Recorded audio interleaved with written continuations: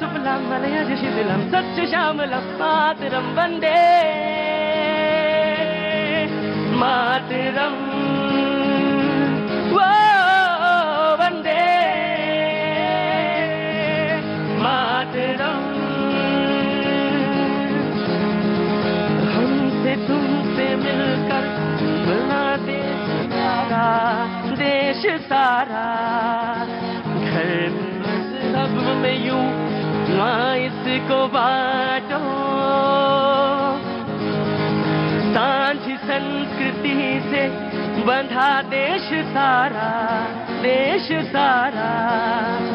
एक है हम सभी, एक ही राष्ट्र है हमारा। सब गाएंगे वंदे मातरम, वो वंदे मातरम, वंदे मातरम, वो वंदे मातरम।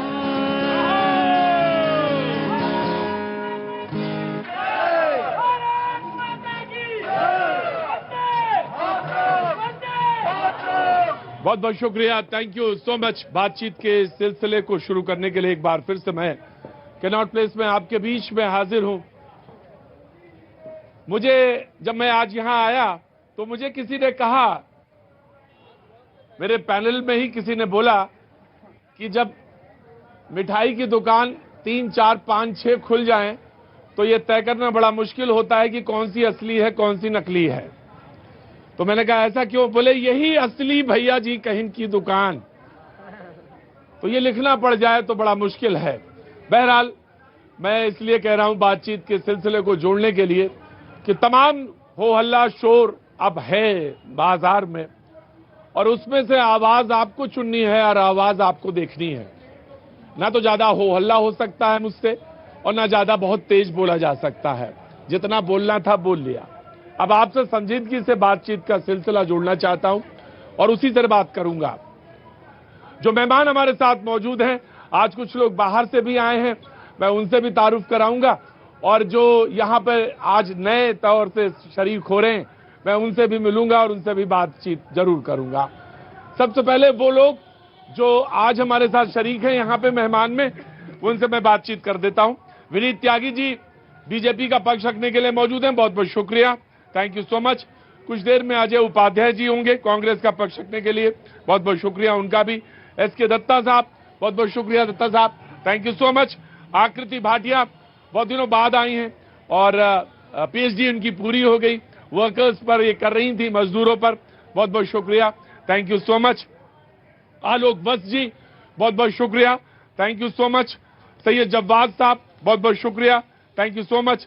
जीवीआर शास्त्री साहब शो में आते रहे हैं और दक्षिण भारत से आते हैं और हमारे शो में शरीक होंगे, बहुत बहुत शुक्रिया, पहले भी शो में आए हैं, thank you so much Shastri ji, बहुत बहुत शुक्रिया।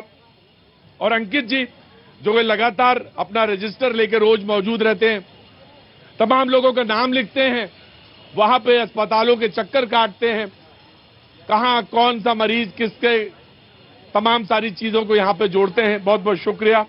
और आज मुंबई से राजकुमार मिश्रा जी भी आए हुए हैं, थैंक यू सो मच। काफी अरसे से कह रहे थे कि आपके शो में आना है, मैंने कहा जरूर आइए, मेरे शो में जरूर शरीक होइए, थैंक यू सो मच। और खन्ना साहब कैसे हैं, तबीयत कैसी है? अब गर्मी ज्यादा है, रोज आने की जरूरत नहीं है, नहीं आ रहा है। हाँ बिल्कुल, 1-2 बार आ जाइए बस शो में, और वो ज्यादा रोज रोज शो में आना ठीक नहीं। कहाँ से आना हुआ जी? नमस्ते, कहाँ से आना हुआ? मैं बॉम्बे से आया हूँ और खास आपसे मिलने आया हूँ। बॉम्बे से आए हैं, खास तौर से मिलने के लिए आए हैं कैनॉट प्लेस में, बहुत बहुत शुक्रिया, thank you ma'am, thank you so much sir for coming here. Want to say something, कुछ कहना चाहते हैं? समथिंग, अगर आप मेरे को 3-4 मिनट का अनइंटरप्टेड टाइम दें। 3-4 मिनट का अनइंटरप्टेड टाइम दें तो मैं कुछ कहना, just it will be normal some message to you. Of course जो आदमी मुंबई से चला हो, और ये मुंबई से Upadhyay ji thank you so much, बहुत बहुत शुक्रिया। आजकल कांग्रेस के जो लोग आते हुए हंसते हुए खिलते हुए दिखाई पड़ते हैं और मुझे अच्छा लगता है, उनको देख के अच्छा लगता है, थैंक यू सो मच, बहुत बहुत शुक्रिया। आपके शो में पहले भी मैं खिलता हुआ दिखता था और कांग्रेस मैंने पार्टी बीच में थोड़ा मुरझाए हुए थे, लेकिन अब आप दिखते हैं। 3-4 मिनट आपने मुझसे अनइंटरप्टेड मांगे हैं। मैं थोड़ा सा ऑडियो कहूंगा, अगर बढ़ा देंगे तो मेरे ऊपर बहुत गुजारिश होगी और बड़ी मेहरबानी होगी कि अगर थोड़ा सा ऑडियो बढ़ जाएगा तो बहुत बहुत मेहरबानी। Thank you so much. Of course मैं आपसे जरूर सुनूंगा, जो मुंबई से आए हैं और कहने के लिए यहाँ तक आए। क्या साहब, नाम क्या है आपका? एनके लूथरा। एनके लूथरा साहब, जरूर मैं सुनूंगा। ऑफ कोर्स आपसे बात जरूर करूंगा। साहब, कहाँ से आना हुआ आपका? बस यही दिल्ली से। दिल्ली से जी। क्या नाम है साहब? नरेंद्र माथुर। हरेंद्र माथुर जी। नरेंद्र माथुर जी, कुछ कहना चाहते हैं सर? चाहता हूँ। हाँ जी। हजारों साल नरगिस अपनी बेनूरी पे रोती है, बड़ी मुश्किल से पैदा होता है दीदावर चमन में। बड़ी मुश्किल से पैदा होता है चमन में कोई दीदावर। हमारे मोदी जी हमारे को एक ऐसे प्रधानमंत्री मिले हैं जो बहुत ही मुखर हैं और हर अपनी बात को देश में विदेश में ठोक कर बोलते हैं। मैं तो ये कहना चाहूंगा कि आज उनको सांप रावण चाय वाला बोला जाता है, उनके लिए तो मैं यही कहना चाहूंगा कि कोई बात नहीं, कोई बात नहीं, आपने पूरी बात कह दी, अपनी पूरी बात कह दी। बहुत बहुत शुक्रिया, बहुत बहुत शुक्रिया। आज का मुद्दा भी यही है। प्रधानमंत्री का 6 दिन का टूर शुरू होने वाला है। विपक्ष ने एक बात कही और वो जरा बात थोड़ी नागवार है। आज जो बात उन्होंने कही वो मैं यहां पे कोट कर देना चाहता हूं। उन्होंने कहा कि दौरे को ढोल पीटना क्यों बता रहे। मैं ये जानना चाहता हूं कि अगर आपके देश के प्रधानमंत्री की विदेश में चर्चा होती है, बड़ाई होती है, उत्साहवर्धन होता है, तो आप उसे ढोल पीटना कहते हैं। अगर आप विश्व गुरु बन जाएं तो आपको कोई बुराई है इसमें क्या? मैं ये जानना चाहता हूं जरा कांग्रेस से। मैं बहुत कभी कमिट होके नहीं आता शो में, लेकिन आज मैं कमिट होके शो में आया और मैं ये पूछना चाहता हूं आपसे कि अगर प्रधानमंत्री की कहीं वाहवाही हो रही हो, आपके प्रधानमंत्री की, आपका पड़ोसी मुल्क है पाकिस्तान, इमरान खान आपके प्रधानमंत्री की तारीफ करता है, पाकिस्तान के लोग प्रधानमंत्री की तारीफ करते हैं, और अगर यूक्रेन के प्रधानमंत्री कर रहे हैं, ऑस्ट्रेलिया में, अमेरिका में, तो आपको कोई कष्ट होता है क्या? भारत के प्रधानमंत्री की तारीफ, भारत की तारीफ, भारत विश्व में विश्व गुरु बनेगा या बने या और पावरफुल हो, किसी को कोई आपत्ति नहीं होगी, सबको खुशी होगी। लेकिन दिक्कत जहां है वो मैं बताना चाहता हूं। ये G7 में जिसमें आप मीटिंग में गए हैं, ऐसा दिखा रहे हैं जैसे आप पहली बार आप ही गए हैं, ऐसा लग रहा है। अच्छा मान लीजिए अगर आज पहली नहीं, मुझे मालूम है 2003 में पहले नहीं, मैं आपसे आज मैं नहीं, बिल्कुल करें। मुझे मालूम है 76 से जाना शुरू हो गया था शिखर सम्मेलन में, 2003 में पहली बार गए।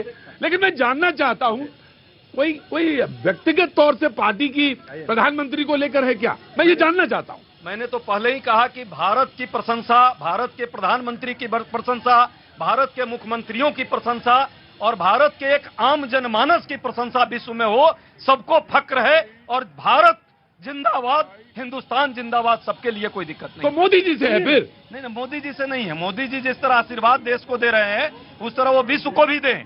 कर्नाटका में जिस तरह जाकर आशीर्वाद देने गए थे, उसी तरह विश्व को दे। हमें कोई आपत्ति नहीं। आपत्ति सिर्फ इस बात की है कि पुराने लोग, इसमें मैं तो वाजपेयी जी का भी नाम ले रहा हूं, उनके भी करनी को यदि आप छोटा दिखाएंगे, मनमोहन सिंह को, पंडित नेहरू को, राजीव गांधी को, इंदिरा जी जो 2 टुकड़ों में पाकिस्तान को बांटी, यदि उनको छोटा दिखाने के लिए आप नाटक नौटंकी करेंगे तो ये ठीक नहीं है। यही सवाल उलट के मैं पूछ दूं कि मनमोहन सिंह को आप ऊंचा दिखाने के लिए प्रधानमंत्री को नीचा दिखाएंगे, ये बात आप बोलिए। पाकिस्तान का प्रधानमंत्री मनमोहन सिंह जी को क्या कहता था मालूम है? देहाती औरत। मनमोहन सिंह जी को कहा था पाकिस्तान ने, ये मानना पड़ेगा। और नरेंद्र मोदी जी ने उसका जवाब दिया था। ये हमारे नरेंद्र मोदी जी को कितनी बार गालियां दी है। हिंदुस्तान में रिकॉर्ड है कि जितना गाली इस प्रधानमंत्री जी को दिया गया, इससे पहले किसी प्रधानमंत्री को नहीं दिया गया था। ये कांग्रेस का जन्म है, ये कांग्रेस का जन्म है। मैं कहना चाहता हूँ कभी क्या होता है डिस्कशन। मैं आप ही के पास आऊंगा। आज सारे मेहमानों को मैं विदा कर रहा हूं और सिर्फ उपाध्याय जी रहेंगे आज। नहीं, पहले ये उपाध्याय और जवाब दिया था नरेंद्र मोदी ने। मोदी जी ने और दिया। मैं आपसे जानना चाहता हूं कि किसी को छोटा दिखाने के लिए, किसी को बड़ा दिखाने के लिए किसी को छोटा कर देंगे और अपने ही प्रधानमंत्री के ऊपर छींटे डाल देंगे। कभी भी नहीं। मैं तो कहा वाजपेयी जी का नाम लिया है पहले ही अपने वक्तव्य तो में। मोदी जी का लेने में क्या दिक्कत है भाई? मोदी जी को भी मैं कह तो रहा हूं कि ये भी कहा भारत के प्रधानमंत्री को यदि विश्व प्रशंसा करे कोई दिक्कत नहीं है, लेकिन समस्या भारत के प्रधानमंत्री के खुद मन मस्तिष्क में है। अहंकार इतना बड़ा है। मैं आ गया बाबा। बड़ी देर बाद आप जाइएगा मत, रुकिएगा। You just wait, I am just coming. मैं मुझे आ गया। अगर ज्यादा देर नहीं लगती, हाथ दीजिए अपना, नब्ज पे हाथ रखने में ज्यादा देर नहीं लगती। मुझे पता चल गया था, मैं आ रहा हूँ। जस्ट वेट जी, very quick and then respond जी। जिस घर से कोई मक्तल में गया वो शान सलामत रहती है। गीदड़ जाते हैं तो क्या होता है, जब शेर जाता है विश्व पटल पर तो कांपते हैं सारे लोग। आज विश्व प्रसिद्ध, आज मोदी शेर की तरह दहाड़ता है विश्व के मंच पे, और सारे नेता उसके अगुवाई में और उससे हाथ मिलाने के लिए तत्पर रहते हैं। ये पहली बार है जब हिंदुस्तान के प्राइम मिनिस्टर को इतनी इज्जत और गरिमा मिली है। शाबाश नहीं ना, मैं इसमें, अरे भाई ये मत कर, क्यों नहीं आता मोदी? ये दीजिए मुझे, ये दीजिए। एक ही जना रहेगा, मैदान में एक ही तलवार रहेगी। चलो भाई, देश में एक ही प्रधानमंत्री रह सकता है, तो वो बार बार वो नहीं बचेगा। मैं वो आपत्ति से पहले मैं एड्रेस करूंगा। पहली बार नहीं, इस देश को, इस मुल्क को जवाहरलाल नेहरू भी मिले हैं। पहली बार नहीं। लाल बहादुर शास्त्री, ईमानदारी की टकसाल, मोहर लगा दो। पटेल साहब, मोहर लगा दो। अगर कहे ईमानदारी, और ईमानदारी की जगह अगर तुम कह दो लाल बहादुर, बराबर है, चलेगा। तो ये संशोधन करता हूं मैं। लेकिन तुम ये कहो कि मोदी को गिराना है, इसलिए तुम सारे हथकंडे अपनाओगे, ये गलत है। आई वोंट एग्री जी। Just give me a second. Datta ji, coming. Rajkumar ji तैयार होके आइएगा, बैठिए जी, बैठिए जी। मेरे क्या? कहा पुराने लोगों अरे को आपत्ति है? गीदड़ नहीं, इन्होंने कहा कि पहली बार सिंह गया है। इसके पहले पहली बार सिंह गया, और अगर गीदड़ कहा तो वापस वो शब्द नहीं बोलने चाहिए, गलत है वो। प्रतीक भाई, आर्थिक विदेश नीति पे ही मेरा रिसर्च है जी। फॉरेन पॉलिसी का मामला है, तथ्यों के आधार पे ही कहता हूं चीजें। क्वाड बनती है, उसके लिए अगर भारत के प्रधानमंत्री का जय जयकार होता है तो उससे कुछ लोगों को पीड़ा होती है, तो होने दीजिए। I2U2 नेटवर्क बनता है, माननीय प्रधानमंत्री के लीडरशिप में बनता है, उससे चुभती है कुछ लोगों को, चुभने दीजिए। उसके साथ साथ शंघाई कॉर्पोरेशन बनता है, शंघाई कॉर्पोरेशन माननीय प्रधानमंत्री के पहल के चलते बनता है। ऑस्ट्रेलियन न्यूक्लियर सप्लायर ग्रुप बनता है, माननीय प्रधानमंत्री के चलते। एपेक पे भारत की सदस्यता मिलती है, आसियान पे परमानेंट ऑब्जर्वर का स्टेटस मिलता है। उससे अगर चूकती है, जिन लोगों ने 60 साल तक विदेश नीति पे कोई काम नहीं किया था, केवल चीनी भाई छोड़ के, ऐसे लोगों को तो चुभेगी, और चुभना भी चाहिए। आज अगर पूरे पृथ्वी में किसी एक व्यक्ति का पॉपुलैरिटी रेटिंग के हिसाब से सबसे ज्यादा डंका अगर बज रहा है, तो माननीय प्रधानमंत्री जी नरेंद्र मोदी जी की, जो लोग बिल में रहते हैं। जी, ऑफ कोर्स, मैं आ रहा हूं, बिल्कुल बराबर है, मामला बराबर है जी। देखिए प्रतीक जी, मुझे जो नजर, अरे भाई, अरे रुकिए, गार्ड साहब, तस्वीर बन के ना खड़े रहिए मेरे सामने जी। मुझे तो ये एक व्यक्ति विशेष का इमेज बिल्डिंग प्रोग्राम लगता है, कंट्री बिल्डिंग प्रोग्राम तो एक कतई नहीं। प्रशांत, मैं आपसे पूछा, आप बिकॉज आप बहुत पढ़े लिखी हैं, मैं आपसे जाना, प्रशांत समूह की बैठक में जा रहे हैं, उससे पहले वो क्वाड में, और सबसे पहले वो G7 में वो चौथी बार जा रहे हैं, यूक्रेन से मिल रहे हैं वहां पे। आपको मालूम है इसका स्ट्रैटेजिकली कितना इंपॉर्टेंट है, रशिया है, तमाम सारे लोगों से, मुल्कों से। आपको इसमें इमेज बिल्डिंग कहाँ लगती है? I want to ask. मैं बताती हूँ आपको। जी, आप देखिए कि चाइना के साथ और जितने भी नेबरिंग फॉरेन पॉलिसी हमारी किस तरीके से है, उससे कुछ पैरामीटर्स है जिससे जज किया जाता है कि आपका ट्रेड, इन्वेस्टमेंट, एम्प्लॉयमेंट, ये सब कहाँ जा रहे हैं। दूसरी बात, जितने भी प्रेस फ्रीडम, आपका HDI इंडिकेटर्स, तमाम ऐसे फैक्टर्स में हमारा जो नंबर है वो गिरता हुआ पाया जा रहा है। तीसरी बात, जो हमारे नेबरिंग कंट्रीज है उनके साथ जो रिश्ते हैं वो गिरे हैं।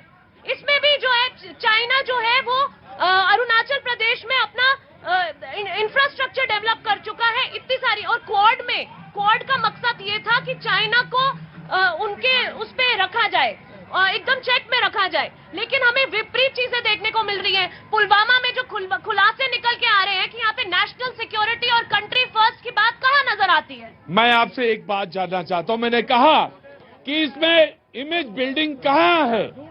मैं तो आपसे ये पूछ रहा हूं कि प्रधानमंत्री की इस पूरी कवायद में इमेज बिल्डिंग कहाँ है?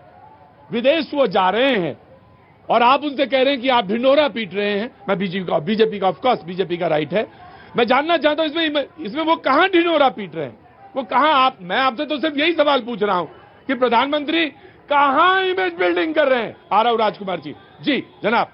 देखिए, इमेज बिल्डिंग की बात कर रहे हैं कि भाजपा इमेज बिल्डिंग कर रही है। प्रधानमंत्री अभी जो इटली की, जो राहुल जी के नानी जी के यहाँ से इटली जी की जो प्राइम मिनिस्टर आई थी, उन्होंने क्या कहा था कि मोदी जी पूरे विश्व के सबसे ज्यादा प्यार किए जाने वाले प्रधानमंत्री हैं। वो भी इमेज बिल्डिंग कर रहे थे मोदी जी की। और ये सिक्योरिटी की बात करते हैं, बॉर्डर की। AK एंटनी डिफेंस मिनिस्टर थे 2013 में पार्लियामेंट में खड़े होकर। क्या कहते हैं वो कि हम बॉर्डर पे इंफ्रास्ट्रक्चर डेवलपमेंट इसलिए नहीं करते जिससे चीन जो है वो नाराज ना हो जाए।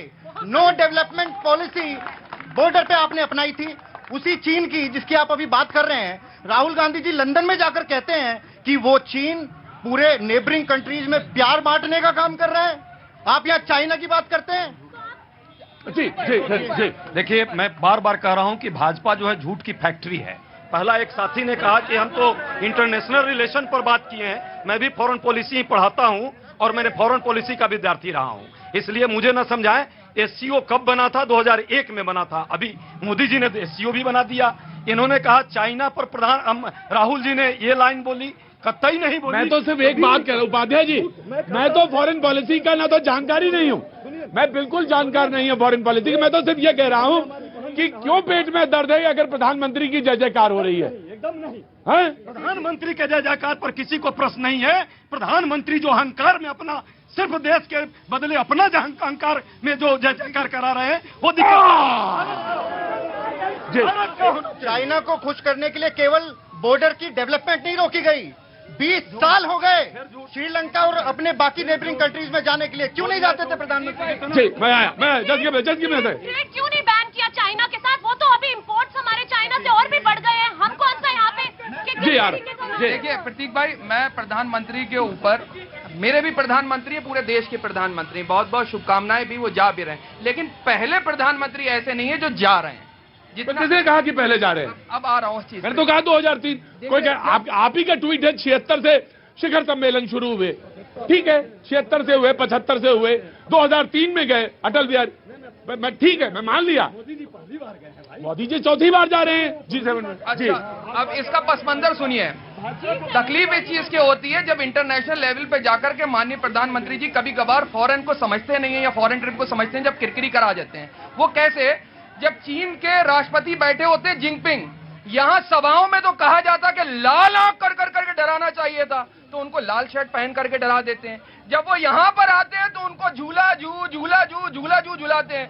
और हिमाचल के अंदर और लद्दाख के अंदर क्या कंडीशन है उस पर खामोश खड़े होते हैं। माननीय राहुल गांधी जी जब चीन के मुद्दे पर सदन के अंदर सवाल करना चाहते हैं तो उसमें जवाबदेही नहीं होती है। फिर कहते हैं ना कोई घुसा है ना कोई आया हुआ है, उन्हीं के फेवर की बात कर रहे हैं। अभी अडानी को लेकर के कुछ गंभीर बातें जो है माननीय राहुल गांधी जी ने कही कि 20,000 करोड़ रुपए घुस पे, तो माननीय प्रधानमंत्री जी खामोश हो जाते हैं। आप जाइए, डंका बजे भारत का नाम हो, लेकिन एज ए विपक्ष आपको लोगों की आवाज सुनना चाहिए। जी जनाब। फॉरेन पॉलिसी और इमेज बिल्डिंग का एक सिंपल एग्जांपल है भारत और पाकिस्तान की इकोनॉमी। आप देख लीजिए, भारत की इकोनॉमी आसमान छू रही है, पाकिस्तान की इकोनॉमी गर्त में डूबी हुई है। उससे अपन क्या नाम है आपका? दिनेश गुप्ता, जोधपुर राजस्थान से। दिनेश गुप्ता जोधपुर राजस्थान से सवाल कर रहे हैं और उन्होंने बात कही, मैं तो पाकिस्तान से कंपेयर करता ही नहीं अब, और ना मैं कंपेयर कर रहा हूं। अब तो इमेज बिल्डिंग के लिए बात का कुछ और ही है, मतलब है कि जब अमेरिका से, यूक्रेन से, रशिया से, ऑस्ट्रेलिया से, प्रशांत समूह जो द्वीप समूह है वहां से जब चर्चा यहां पर हो तो हम पाकिस्तान का मुझे मालूम है। जी जनाब हेलो जी, देखिए, मैं आपको ये कहना चाहता हूँ, राइट फ्रॉम श्री जवाहरलाल नेहरू आज तक मैंने सब प्राइम मिनिस्टर का टाइम देखा है। हर प्राइम मिनिस्टर ने हमारे देश के लिए बहुत अच्छा किया है। I agree. And may be certain decision have been taken for their political impulsion, for our vote bank. लेकिन मैं आज की जनरेशन को ये कहना चाहता हूँ, अभी जैसे 2024 में 18 के पहली बार वोटर्स आएंगे, अराउंड 2-2.5 करोड़ होते हैं। Go back another 5 year, 10-12 crore जो 18 से 24 साल 40 साल तक एक प्लेटफॉर्म बनाए, एक फोरम बनाए और उन चीजों को अनडू करें, क्रिटिसाइज नहीं करें। आज की डिमांड क्या है? We must have one country one law, uniform civil code. आज ये लोग बैठ के बात करते हैं महंगाई है, नौकरियां नहीं है। 131 करोड़ की आबादी थी जब 2009 में 14 में मोदी जी आए, 142 हो गई है और 9 साल में 150 हो जाएगी। नौकरियां ये भी नहीं दे सकेंगे, महंगाई ये भी नहीं कम कर सकेंगे, खाली लालच देंगे। मैं लड़की को 3000 दूंगा, मैं लड़के को 2000 दूंगा, इससे देश नहीं चलेगा। एक मिनट है जी। तो मैं आज के युवा को, बेटा हमारे ग्रैंडसन हैं आप, 18 से 40 साल के पिछले 5 वोटर्स की लिस्ट निकालिए, एक प्लेटफॉर्म, एक फॉर्म तैयार कीजिए, put the demands in the supreme court, put the demand to the ministry of government पे हमें वन लॉ वन नेशन चाहिए, वन नेशन वन इलेक्शन चाहिए, हर 2 महीने बाद इलेक्शन। ये सोच है। नमस्ते, कहाँ से आना हुआ साहब?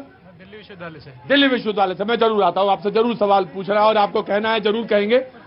ये सवाल है, बात यहीं तक नहीं रुकी। 28 तारीख को पार्लियामेंट का नए जो संसद, जनाब आली, जनाब 28 तारीख को नए संसद भवन का उद्घाटन होना है, सबको मालूम है होना है। सवाल वहां भी खड़े कर दिए गए, बोले ये तो व्यक्तिगत महत्वाकांक्षा है, नीचे ट्वीट किया। मैं जानना चाहता हूं, मीरा कुमारी तो स्पीकर थी, उन्होंने ही तो कहा था कामकाज में दिक्कत आती है, और अगर डिलिमिटेशन होगा तो 1000 से ज्यादा सांसद होंगे और कहां बैठेंगे? यह सवाल तो पूछा जाना चाहिए। तो बर्बादी क्या है और योजना क्या होता है, उसमें फर्क है, और ये जरूर मालूम होना चाहिए। वक्त एक छोटे से ब्रेक का है, मैं ब्रेक के बाद आता हूं, फिर बात करूंगा। थैंक यू सो मच, बहुत बहुत।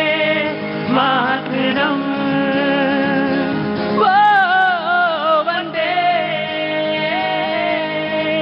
मातरम।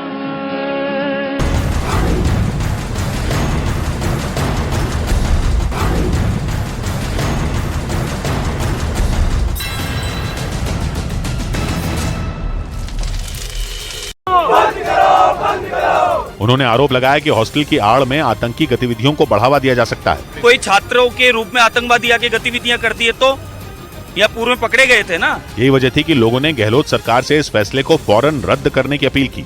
इस बीच पुतिन की सेना ने बखमुत में आसमान से घातक मिसाइलों की बारिश कर वहां भयंकर तबाही मचा दी।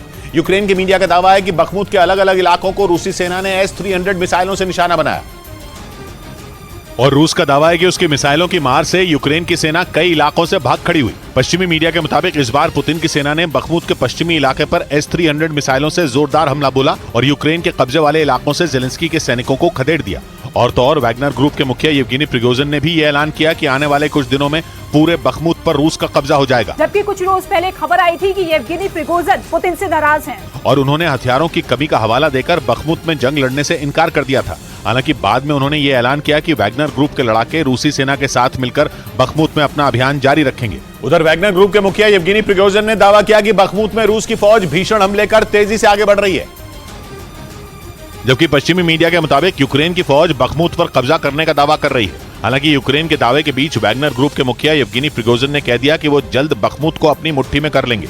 येवगेनी प्रिगोजिन के मुताबिक उनके लड़ाके रूसी सेना के साथ यूक्रेन की फौज पर कहर बरपाने का कोई मौका नहीं छोड़ रहे हैं। दावा किया गया कि रूस के भीषण हमलों में बखमुत के ज्यादातर हिस्सों से जेलेंस्की के सैनिकों को पीछे हटना पड़ गया। येवगेनी प्रिगोजिन के मुताबिक अब बखमुत के बहुत कम हिस्सों पर ही यूक्रेन की सेना का कब्जा बचा है। इस बीच पश्चिमी मीडिया ने अमेरिकी कंपनी मैक्सा टेक्नोलॉजीज की तरफ से जारी की गई सैटेलाइट तस्वीरों के आधार पर यह दावा किया कि भीषण जंग में बखमुत पूरी तरह बर्बाद हो चुका है। डोनेस्क प्रांत के इस छोटे शहर को जीतने के लिए रूस ने वहां अपनी पूरी ताकत झोंक रखी है। और पिछले 9 महीने से लगातार पुतिन की सेना शहर पर रॉकेट और मिसाइलों की बारिश कर रही है। बखमुत को जीतने के लिए पुतिन ने वैगनर ग्रुप के खूंखार लड़ाकों को भी उतार रखा है। तो वहीं जेलेंस्की की फौज भी नेटो से मिले हथियारों से रूस पर जोरदार हमले कर रही है। मतलब वहाँ भयानक जंग छिड़ी हुई है जिसकी वजह से पूरा बखमुत तबाह हो चुका है। सबूत के तौर पर अमेरिकी कंपनी मैक्सा टेक्नोलॉजीज ने बखमुत की 1 साल पहले और 1 साल बाद की कुछ सैटेलाइट तस्वीरें जारी की। 1 साल पहले की तस्वीरों में वहाँ पेड़ पौधे और इमारतें नजर आईं, जबकि 1 साल बाद की तस्वीरों में वहाँ सिर्फ लाल धूल, मलबा और तबाही का मंजर दिखाई दिया। उधर अमेरिका की एक अदालत ने 26/11 आतंकी हमले के आरोपी तहव्वुर राणा के प्रत्यर्पण को मंजूरी दे दी। मतलब उसे भारत लाने का रास्ता साफ हो गया। तहव्वुर राणा पाकिस्तानी मूल का कनाडाई नागरिक है जिसने लश्कर के आतंकी डेविड कोलमैन हेडली के साथ मिलकर मुंबई की साजिश रची थी, जिसे आधार बनाकर भारत ने 10 जून 2020 को तहव्वुर राणा की गिरफ्तारी की मांग करते हुए शिकायत दर्ज की थी, जिसके बाद अमेरिका में उसे गिरफ्तार कर लिया गया था। यही नहीं, अमेरिकी सरकार ने राणा को भारत भेजने का समर्थन भी किया था। इसके बाद कैलिफोर्निया की जिला अदालत ने बाइडेन प्रशासन के विरोध और समर्थन से जुड़े सभी दस्तावेजों की समीक्षा की और फिर राणा के प्रत्यर्पण को मंजूरी दे दी। कोर्ट में अमेरिकी सरकार के वकीलों ने दलील दी कि राणा को पता था कि उसके बचपन का दोस्त डेविड कोलमैन हेडली आतंकी संगठन लश्कर-ए-तैयबा के साथ काम कर रहा है। 26 नवंबर 2008 को मुंबई में आतंकी हमला हुआ था जिसमें 166 लोग मारे गए थे। इस बीच मुंबई एनसीबी के पूर्व अधिकारी समीर वानखेड़े ने दावा किया कि उन्होंने आर्यन खान को गिरफ्तार करने और उस पर एक्शन लेने के लिए एनसीबी के सभी बड़े अधिकारियों की जानकारी दी थी। वानखेड़े पर आर्यन केस में शाहरुख खान से 25 करोड़ रुपए रिश्वत मांगने का आरोप है। और एनसीबी की विजिलेंस टीम की रिपोर्ट के आधार पर सीबीआई ने उन पर 12 मई को एफआईआर दर्ज की थी। इसी मामले में समीर वानखेड़े ने दिल्ली हाईकोर्ट में एक याचिका दाखिल की जिसमें उन्होंने एनसीबी के बड़े अधिकारियों के बीच व्हाट्सएप चैट के स्क्रीनशॉट कोर्ट के सामने रखे। अपनी याचिका में समीर वानखेड़े ने दावा किया कि एनसीबी के सभी बड़े अफसरों से मंजूरी के बाद भी उन्होंने आर्यन खान पर कार्रवाई की थी। उनका यह भी दावा है कि वो लगातार आर्यन खान पर एक्शन और कानूनी प्रक्रिया से जुड़ी हर जानकारी डीजी सत्यनारायण प्रधान, डीडीजी अशोक मुथा जैन और ज्ञानेश्वर सिंह के अलावा एडीजी संजय सिंह के साथ साझा कर रहे थे। उधर यूक्रेन की सेना के ओदेसा के पास काला सागर में मिलिट्री ड्रिल से रूस और ज्यादा भड़क गया। यूक्रेन के मीडिया के मुताबिक पुतिन की फौज ने ओदेसा में मिसाइलों की बारिश कर दी, जिसकी वजह से एक आदमी की मौत हो गई जबकि 2 लोग घायल भी हो गए। एक दिन पहले ही काला सागर में जंग का अभ्यास कर यूक्रेन ने यह संदेश देने की कोशिश की थी कि वो क्राइमिया पर बड़े हमले की तैयारी में है, लेकिन उससे रूस को आंखें दिखाने का दांव उल्टा पड़ गया, क्योंकि यूक्रेन के मीडिया के मुताबिक रूसी सेना ने ओदेसा में आसमानी हमले और ज्यादा तेज कर दिए। यूक्रेन ने आरोप लगाया कि रूस की तरफ से रिहायशी इलाकों में भी मिसाइलें दागी गईं। खबर के मुताबिक ओदेसा में रूस के हमलों से बचने के लिए रात में सायरन भी बजाए गए।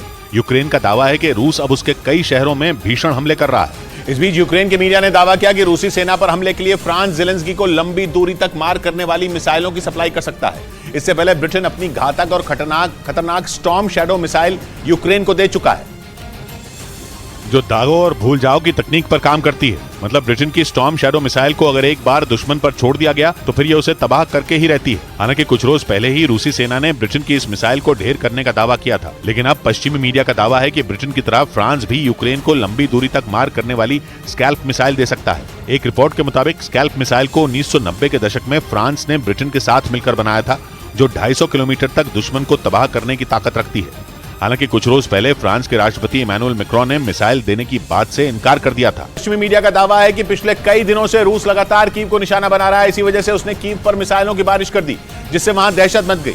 पुतिन की सेना के जोरदार हमले के बाद शहर में हाई अलर्ट जारी कर दिया गया और हवाई हमले से बचने के लिए फौरन लोगों से बंकरों और शेल्टर होम में जाने की अपील की गई। यूक्रेन का दावा है कि पुतिन की फौज ने देर रात कीव के पूर्वी इलाके पर एक के बाद एक कई मिसाइलें दागी, जिसकी वजह से कुछ इमारतें धराशायी हो गईं। पश्चिमी मीडिया का दावा है कि रूसी सेना लगातार कीव को टारगेट कर रही है, क्योंकि इस हमले से पहले 9 मई को भी रूस ने कीव पर 30 से ज्यादा आत्मघाती ड्रोन से हमला कर तबाही मचा दी थी। हालांकि उस दौरान यूक्रेन ने दावा किया था कि उसके मिसाइल डिफेंस सिस्टम ने ज्यादातर ड्रोन ढेर कर दिए थे, लेकिन इस हमले के ठीक 10 दिन बाद रूस ने एक बार फिर मिसाइलों की बारिश कर कीव को थर्रा दिया। हमलों की वजह से वहां पूरी रात सायरन बजते रहे, लेकिन इसके बाद भी कीव पर रूस के हमले नहीं रुके। यूक्रेन के मीडिया ने दावा किया कि आसमान से बम और रॉकेट की बारिश के बाद रूसी सेना ने कीव पर ताबड़तोड़ क्रूज मिसाइलें दागी और तो और कीव पर रूस ने अपने खतरनाक TU-160 बॉम्बर से भी हमला बोला।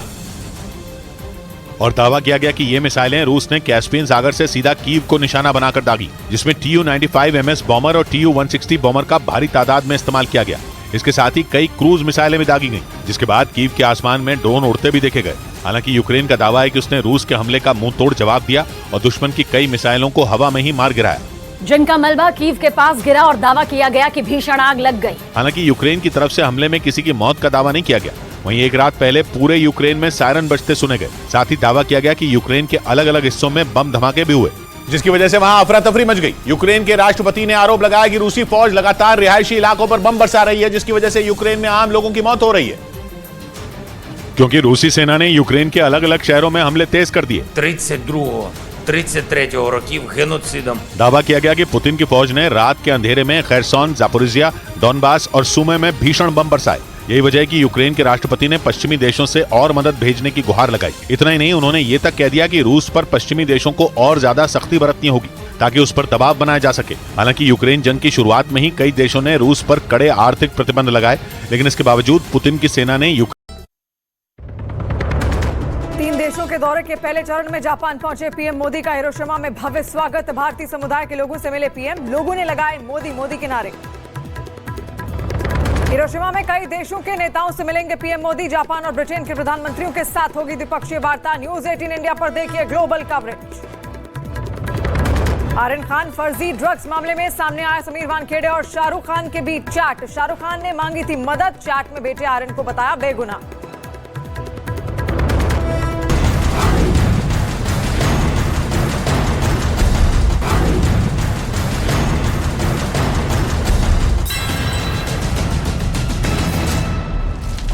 एक बम रिहायशी इलाके में गिरता नजर आया, जो जोरदार धमाके के साथ फट गया और फिर हर तरफ तबाही का मंजर देखने को मिला।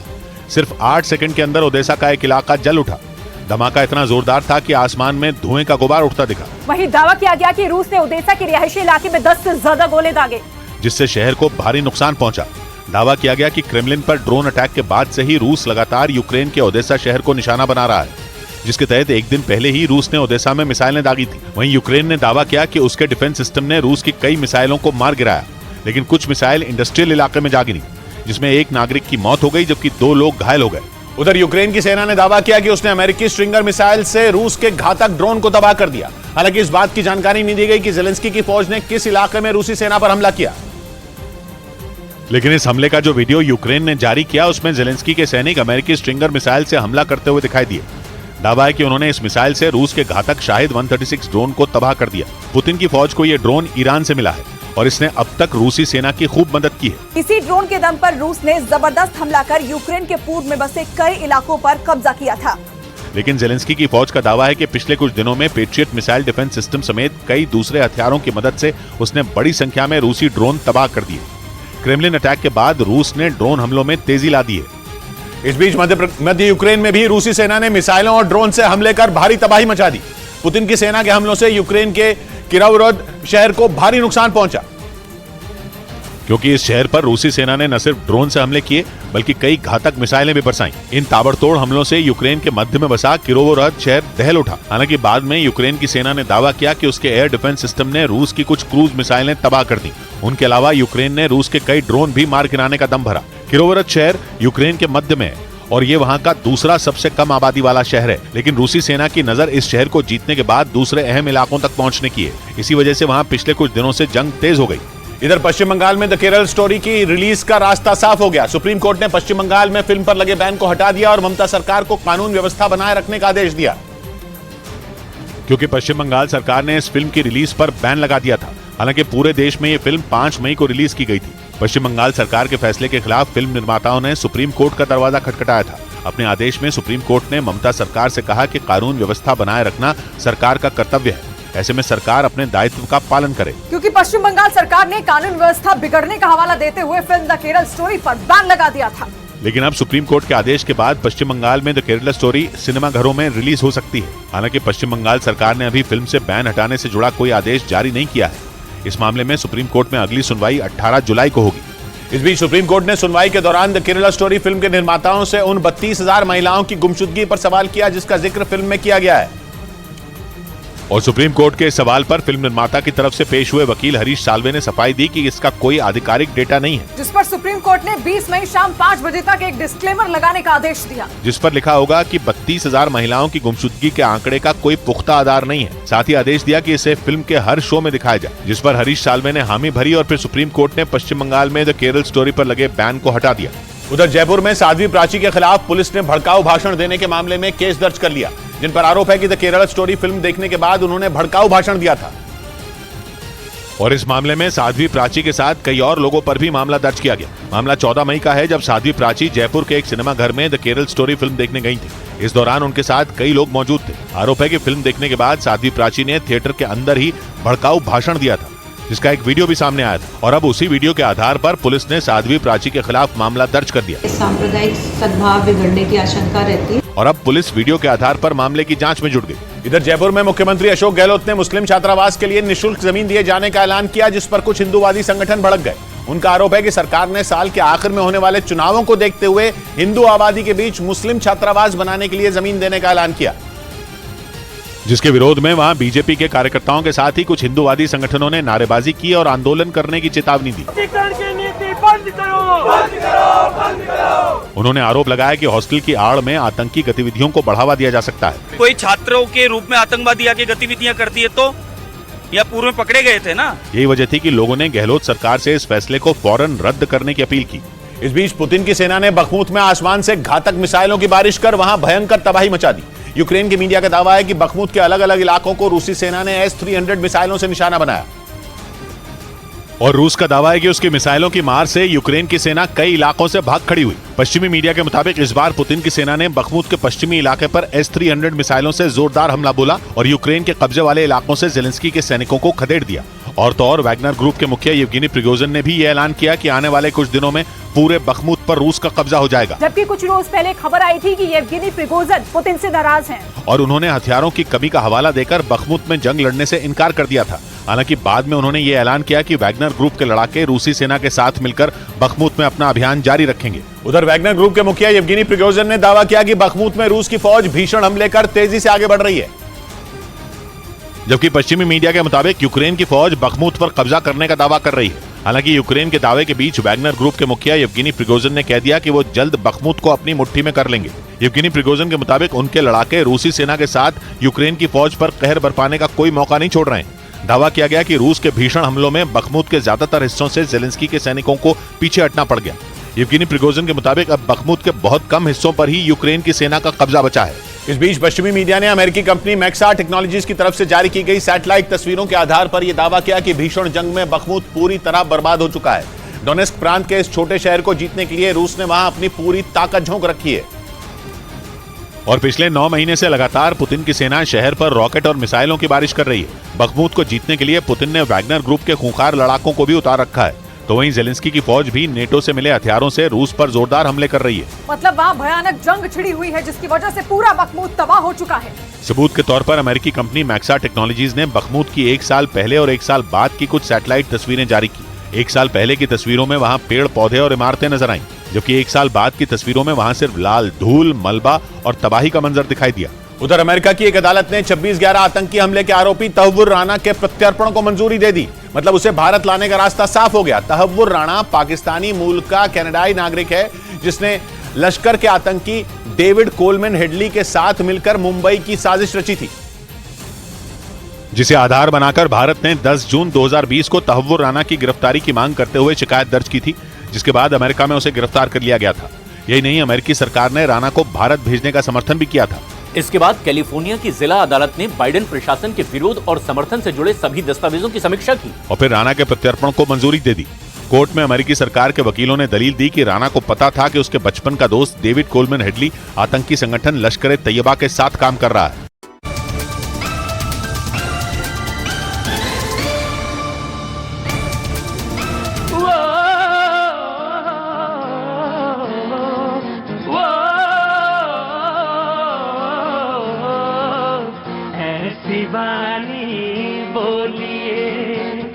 मन का आपा खोल, प्लीज सब लोग साथ में गाएंगे। ऐसी बानी बोलिए मन का आपा खोल,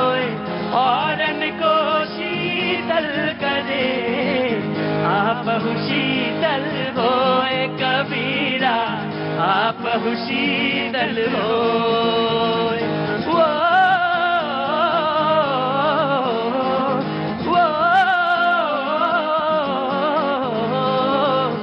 बड़ा हुआ तो क्या हुआ, जैसे पेड़ खजूर, बड़ा हुआ तो क्या हुआ, जैसे पेड़ खजूर। बंसी को छाया नहीं, बंसी को छाया नहीं, फल लागे अति दूर कबीरा, फल लागे अति दूर।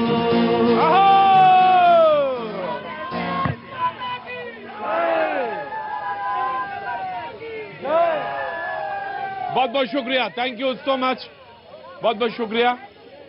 बातचीत के सिलसिले को एक बार फिर से शुरू करने के लिए मैं हाजिर हूं। गार्ड साहब आप जाओ, वो कर देंगे अपने आप, बेटा उधर चले जाओ, अंदर चलो। बहुत बहुत शुक्रिया। वो तमाम सारे लोग जो शो के साथ अब जुड़ रहे हैं उन सब का स्वागत है, जो यहाँ पे बहुत देर से प्रतीक्षा कर रहे हैं उनका बहुत स्वागत है, जो देर से समझते हैं उनका भी बहुत स्वागत। बेटा मैंने कहा उधर चले जाओ, चले। होता है, कभी कभी होता है, एक बार में बात नहीं समझ में आती, दूसरी बार कहो, वो बच्चा ही अपने बच्चा है, कोई दिक्कत नहीं। बहुत बहुत शुक्रिया मुंबई से आए हुए लोगों से और उधर छत्तीसगढ़ से आए हैं, बहुत बहुत शुक्रिया, थैंक यू सो मच। और वो तमाम सारे मुंबई, छत्तीसगढ़, MP जी, राजस्थान, बहुत बहुत शुक्रिया, थैंक यू। कहां से आना हुआ, कहां से आए हैं? दिल्ली से। और आप कहां से? बिलासपुर से। क्या नाम है? फरीदा बेगम। फरीदा बेगम। फरीदा बेगम जी, बहुत बहुत स्वागत है, थैंक यू सो मच। बातचीत का सिलसिला जो मैंने शुरू किया था और जहां खत्म किया था, उन्होंने कहा कि प्रधानमंत्री की 6 दिन की यात्रा शुरू हो रही है। विपक्ष ने कहा कि वो ढोल पीट रहे हैं, महिमा मंडन कर रहे हैं, जबकि तो खुश होना चाहिए कि अगर हमारे मुल्क का प्रधानमंत्री जाता है, उसको 10 लोग पूछते हैं, उसका औरा बढ़ता है, तो मुझे तो खुश होना चाहिए। लोगों ने कहा ना, ये पहली बार थोड़ी ना हो रहा है, इससे पहले भी होता रहा है। अब ये समझ में नहीं आता कि प्रधानमंत्री को लेकर है या सिर्फ मोदी को लेकर है, लेकिन जो इतनी देर की आधे घंटे की जो टेस्टिंग हुई लिटमस पेपर में, वो समझ में आया ना ना ना ना ना ना ना ना, ये कुछ और नहीं है, सिर्फ मोदी जी से है। और ये बात कहने में मुझे बिल्कुल हिचक नहीं होती, बिल्कुल हिचक नहीं होती कि आपको यहां तक पहुंच जाए विरोध करते करते कि आपको अपने मुल्क का प्रधानमंत्री भी ना दिखे, तो मुझे बहुत अफसोस होता है। कोई बात नहीं, मैं बहुत तटस्थ होकर बोलता हूं। मैं बिल्कुल आपसे पूछूंगा, मैं आपसे बात भी करूंगा। मैं आज तो मैंने कहा कि सिर्फ कांग्रेस रहे और बाकी सब चले जाएं। मैंने कहा सिर्फ कांग्रेस रहे आज। जी वादिया जी, देखिए मैं समझता हूं और अब जानता भी हूं, आप एक बुद्धिजीवी पत्रकार हैं, विद्वान पत्रकार हैं, और आपकी अपनी भी एक से हो सकती है, जब पत्रकार की भी अपनी से होती है, आपके लिए सही है। लेकिन कांग्रेस पार्टी ने कभी नहीं कहा कि मोदी जी से दुश्मनी है और नहीं मोदी जी के भक्तों से दुश्मनी है। तो पार्लियामेंट बना दिया इतना अच्छा, तो फिर क्यों लिखा नीचे कि व्यक्तिगत महिमा मंडन, क्यों लिखा? ना मोदी जी के अंधभक्तों से कोई प्रॉब्लम है, एकदम कीर्तन करें सब। समस्या क्या है, जब ये पार्लियामेंट का जो सेंट्रल विस्टा प्रोजेक्ट 20,000 करोड़ का चल रहा था, देश में कोरोना से लोगों की मौत हो रही थी, हमने उस समय रोक की थी। क्यों की थी? यदि किसी के परिवार में, परिवार के मुखिया है, परिवार में यदि कोई तबाह है, परेशान है, उस समय परिवार का मुखिया गाना नहीं गाता है। ऐसा हुआ है देश में? नहीं हुआ। उस समय वो गाना गा रहे थे और कीर्तन कर रहे थे अपने लिए, अपना पीठ तपा रहे थे। कहना चाहूंगा, एक भी कांग्रेस का नेता केरल लगान में अगर किसी का मदद किया हो तो बताओ, कोई नहीं कांग्रेस का नेता ने। मैं मानता हूं कि जब यहाँ पे मैं बोल रहा हूं तो भाजपा के प्रवक्ता अधिकृत हैं, कुछ यहाँ प्रायोजित लोग भाजपा के आते हैं, उनसे उन्हीं के तरह अगर ये अंधभक्ति कह रहे हैं, मैं कहना चाहता हूं, अगर ये मोदी जी का अंधभक्त बता रहे हम लोगों को, तो हम अंधभक्त इसलिए हैं कि हिंदुस्तान में पहली बार ऐसा प्रधानमंत्री आया जिसको ये लोग कहते थे 370 खत्म करने के लिए मोदी को 7 जन्म लेने पड़ेंगे। वही महबूबा मुफ्ती कहती थी 370। मैं आता हूं राजकुमार जी, मैं पूरी बात कर रहा हूं। सेंट्रल विस्टा प्रोजेक्ट की बात, किसी को अंधभक्त मत कहिए। नहीं सुनिए ना, अरे अंधभक्त बड़ा चीज है। आजकल तो अधिकृत लोग कह रहा है कि मैं अंधभक्त हूँ और मुझे खुशी होती है। बोलिए अंधभक्त पूरा देश में और बढ़ाइए। अंधविश्वास देखिए ना, बहुत लोग के अंधभक्त हैं देश में। बजरंग बली के नाम पे बजरंग दल को लोग अंधभक्तिये में तो कह रहे हैं कि बजरंग दल जो है बजरंग बली के हो गए भक्त। अब बात आती है सेंट्रल विस्टा, आपने मीरा कुमार जी का नाम लिया है इसलिए कहना जरूरी है। हमने भी कहा और पार्लियामेंट का नया बिल्डिंग बने, किसी को कोई आपत्ति नहीं है। टाइमिंग की बात की, अब बात है, अभी भी टाइमिंग है 28 मई। याद कीजिए, महात्मा गांधी जी के परपोते हैं तुषार गांधी, अभी उन्होंने कुछ लिखा है, जरा उसको लोगों के पब्लिक डोमेन में आना चाहिए। जो महात्मा गांधी देश के राष्ट्रपिता थे, उन्होंने कहा है कि यदि यही बात है तो नया जो पार्लियामेंट बना रहे हैं, सभागृह जो है, सभागृह को आप बना दीजिए, सावरकर हाउस कह दीजिए। और जो ठीक है, मैंने ले लिया। एक चीज मैं कहना चाहूंगा कि 28 तारीख को देश के, मुझे कहने में कहीं कोई हिचक नहीं है, देश के वीर सपूत, और एक बार और कहूंगा,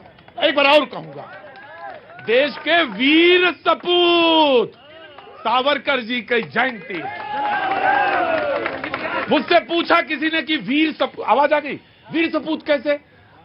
3/4 जब जेल पे हो, 1/4 जब बेल पे हो, तो वो आदमी तो कम से कम काला पानी में रह रहा था। नहीं, अब आएंगे, बाद में आएंगे। जी आएंगे। कोई जेल में है, कोई बेल पे है, कोई की सीबीआई है, किसी की ईडी है, और उसको वीर सपूत कहने में दिक्कत है। देश का कैरेक्टर बनाना सीखिए, चरित्र बनेगा, अपने आप पीढ़ी सुधर जाएगी। आया। प्रधानमंत्री जी, जो चेहरा और कामयाबी है वो दोनों के साथ लेके चलते हैं। कांग्रेस को कामयाबी के बारे में नहीं पता है, वो इसीलिए नहीं पता। आप ये देखिए, रशिया से जो ऑयल हमने खरीद के यूरोप को भेज रहे हैं हम, ये कामयाबी है। रशिया से ऑयल खरीद के उसको शुद्ध करके हमने इतना पैसा मुनाफा बनाते हैं, इनको किसी को नहीं पता। ये कभी कांग्रेस ने नहीं कर पाई, नंबर 1। नंबर 2 है, गिलगिट पाकिस्तान की जनता सारा एक बात कहते हैं, हम हिंदुस्तान में मिलना चाहते हैं। वो कामयाबी है। पाक ऑक्युपाइड कश्मीर की जनता ये कह दिया, हम हिंदुस्तान में मिलना चाहते हैं, ये कामयाबी है और मिलेगी भी है।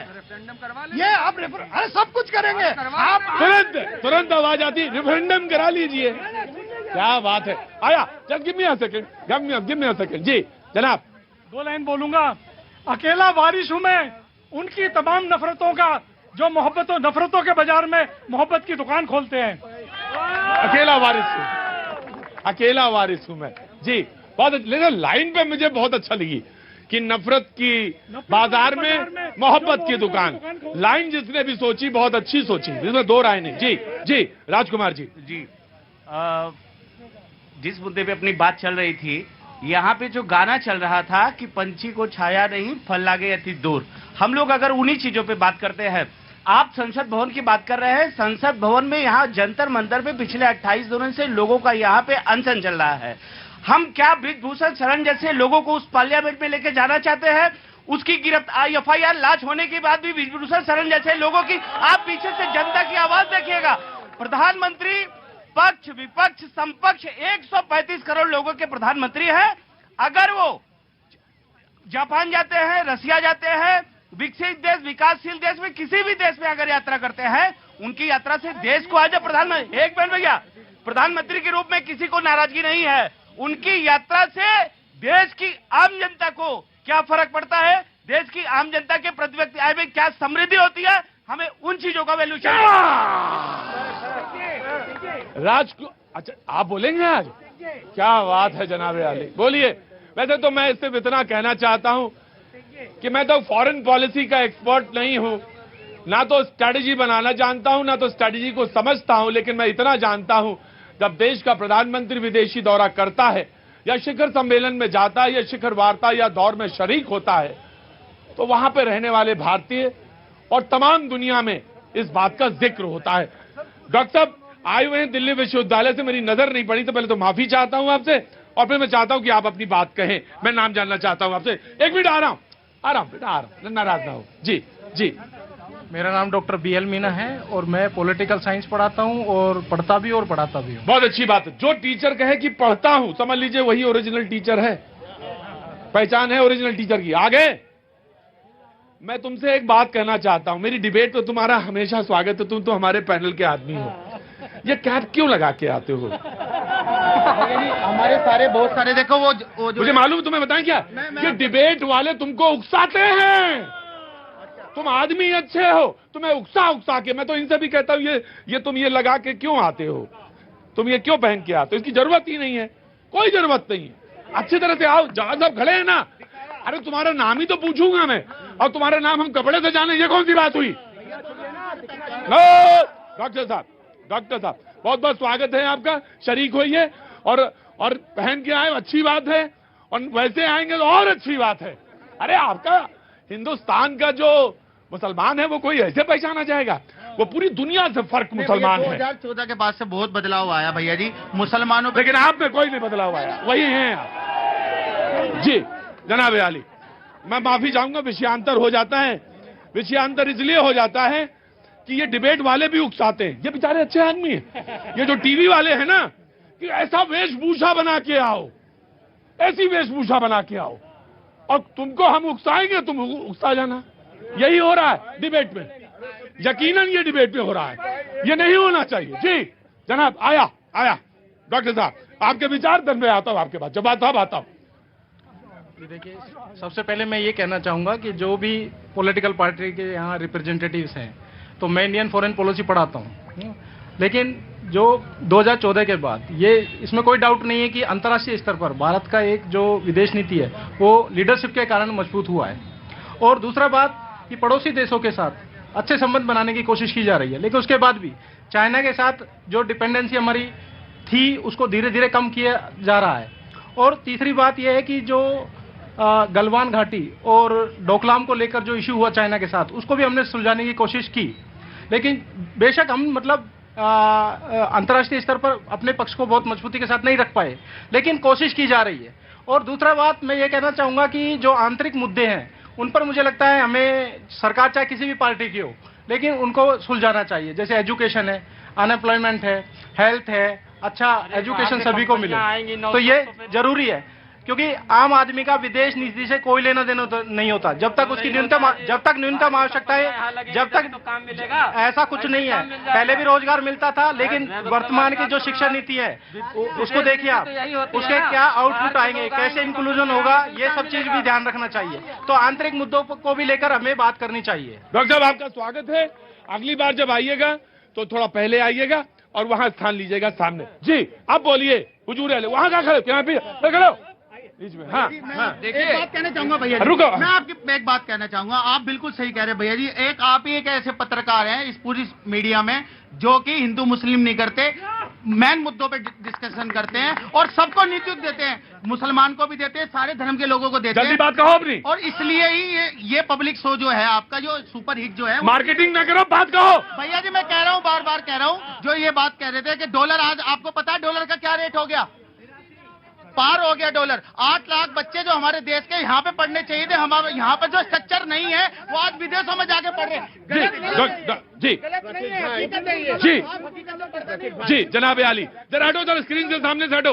हाँ जी मेरे भाई, मारो जवाब, तुम्हारे पास ही आ रहा था। मेरे भाई, विदेश नीति को लेके पढ़ते नहीं हो, ना पढ़ते हो, इसके बारे में चर्चा मत करो मुझसे।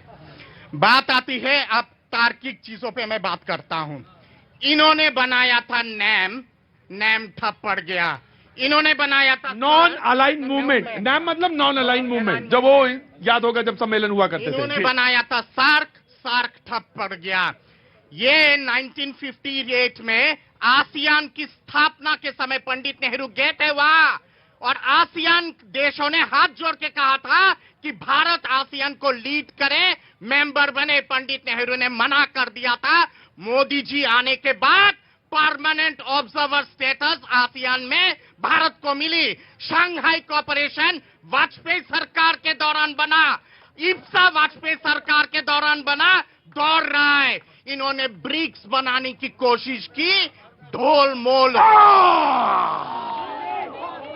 दौड़ रहा है। डॉक्टर साहब आप हाँ, मैं ऑफकोर्स आप ही का, मैं उसके बाद आप ही करूंगा। से पूछ लीजिए इन सब चीजों के निष्कर्ष क्या निकले हैं, क्या संबंध बेहतर हुए कि और वर्स्ट हुए हैं, क्या उसका आंकलन है, जरा वो भी बता दीजिए। क्वाड की बात कर रहे हैं, अपना फेलियर नहीं बताया। जो क्वाड है, जो चाइना के खिलाफ बनाया था, अभी चाइना के जो है घुटने टेक कर बैठे हुए हैं। जी, इनका सवाल ये है कि चाइना का जो इन्वेस्टमेंट श्रीलंका में हो रहा है, मालदीव्स के पास, और जो बांग्लादेश में जो इन्वेस्टमेंट है, हमारा प्रभुत्व कितना मजबूत हुआ। जी जी, इनको शायद पता नहीं है भारत के नेवल बेस का जगह इंडोनेशिया ने दिया है। इनको शायद पता नहीं है मॉरिशस में नेवल बेस का जगह भारत को मॉरिशस ने दिया है। इनको शायद पता नहीं है सेशेल्स में नेवल बेस बनाने की जगह सेशेल्स सरकार ने भारत सरकार को दिया है। मोदी जी आने के बाद निष्कर्ष के बारे में पूछ रहे थे, 3 दिन और इंतजार कर लो, G7 के बाद G8 होगा, भारत आएगा। मैं ये कह रही हूँ कि भाई जैसा कि उन्होंने बताया कि आम व्यक्ति के ऊपर जो निवेश आया है, निवेश जो 2008 से 13 के बीच था वो डबल हो गया था, 9 से 19, डबल से भी ज्यादा हो गया था, 8 से 19 हो गया था। और जब अगर आप बात करें तो 2014 से 19 के बीच सिर्फ 20 लाख करोड़ तक पहुंचा था। तो इसके ऊपर क्या कहेंगे, एक्सपोर्ट्स जो है। जी देखिए, मेरा एक बात पे ज्यादा जोर रहता है डॉक्टर साहब, एक बात पे ज्यादा जोर रहता है कि विदेश पे तो बात हो, विदेश नीति पे तो बात हो, तमाम सारे मुद्दों पे बात हो, लेकिन रोटी दाल चावल पे भी बात हो। और रोटी दाल चावल जिसके हाथ में होता है, जिसके हाथ में कंचुली होती है और जिसके हाथ में चूल्हे की सारी बागडोर होती है, वो हमारे प्रोग्राम में 5 बार गए। प्रतीक जी को लगता है कि दिल निकाल के रख दें अपना। जी बोलिए, कहाँ से आना हुआ? मैं महाराष्ट्र से आई हूँ। महाराष्ट्र से आई है, क्या नाम है आपका? गौरी वाघमोड़ी। गौरी जी बोलिए। ये चल रहा है, ठीक है, लेकिन मुझे लगता है हर 5 साल में सरकार बदलनी चाहिए, तभी ठीक होगा। एक ही सरकार हर बार रहेगी तो ऐसा ही होगा। तो उनको भी थोड़ा ये होना चाहिए कि अगली बार कोई और आएगा, अगली बार 70 साल देख लिया, इनको क्या देखेगी? 70 साल अब आपके लोग थोड़े बदल गए, थोड़े समझदार हैं, थोड़े पढ़े लिखे हैं। ये और भ्रष्ट हो गए हैं, ये बदल गए। अभी बात हो रही थी कि लाल झूले पे झुलाते थे मोदी जी शी जिनपिंग को, राहुल गांधी चाइना एम्बेसी में क्या कर रहे थे? आराम जी जवाब। प्रतीक भाई, जिस विदेश नीति की बात हो रही है, उस विदेश नीति की मजबूत नींव इसी कांग्रेस ने डाली है, जिसके ऊपर आज ये कर रहे हैं। और एक फॉरेन पॉलिसी के अंदर ये बात रखी जाती, सुन लीजिए, जहां इंटरनेशनल लेवल के ऊपर पाकिस्तान और चीन को दोनों को अलग रखना था, इनकी विदेश नीति की वजह से पाकिस्तान और चीन दोनों एक हो गए हैं। ये नीति है। ये भी कांग्रेस के शासन था जब पाकिस्तान के 2 हिस्से करे। ये कारनामा नहीं किया कांग्रेस ने। ये जो महल देख रहे हो आप, विदेश नीति ने जिसने भी बनाया, मोदी जी की बात, विदेश नीति इस देश को पहचाना। और कभी भी कांग्रेस की, पहले एक बात सुन लीजिए, मैं हार्वर्ड से हूँ, स्टैनफोर्ड से हूँ, अब दोबारा मत बोलिए ऐसा। विदेश, मैं बाहर रहता हूँ, मुझे पता है, ये मैं बाहर पढ़ाता हूँ, यहाँ नहीं। उसमें मैं आपको साफ साफ कह दूं, मोदी जी की वजह से हमारा कद ऐसे गया। ये बात तो मैंने मान ली। शास्त्री जी, आप विदेश में पढ़ाते हैं, बहुत अच्छी बात है, लेकिन हमारे देश के भी टीचर, हमारे देश की यूनिवर्सिटीज भी बड़ा अच्छा कर रही हैं, हमारे प्रोफेसर भी बड़ा अच्छा कर रहे हैं। और ये बात जो कहते हैं आप, यही बात फर्क है शास्त्री जी, कि अगर हम देश के बाहर जाते तो जो हमारा जो सर है वो यूं होता है। ये बात आपकी अभी कांग्रेस के मेरे मित्र कह रहे थे अंधभक्तों की जमात है, तो अंधभक्तों में कांग्रेस, नेहरू, इंदिरा, राजीव गांधी, उसके बाद राहुल गांधी, अब इसके बाद प्रियंका गांधी। तो अंधभक्ति तो आपके परिवार में कितने जनरेशन से है, अंधभक्ति की जीती जागती मिसाल है आप लोग। अंधभक्ति, देखिए, मैं इनके प्रश्न का उत्तर नहीं दूंगा, मैं अंधभक्त को बहुत प्रश्रय देता हूं, अच्छी बात है, करना चाहिए। मैं प्रोफेसर साहब की बात कर रहा हूं। प्रोफेसर साहब, ये अच्छी बात है।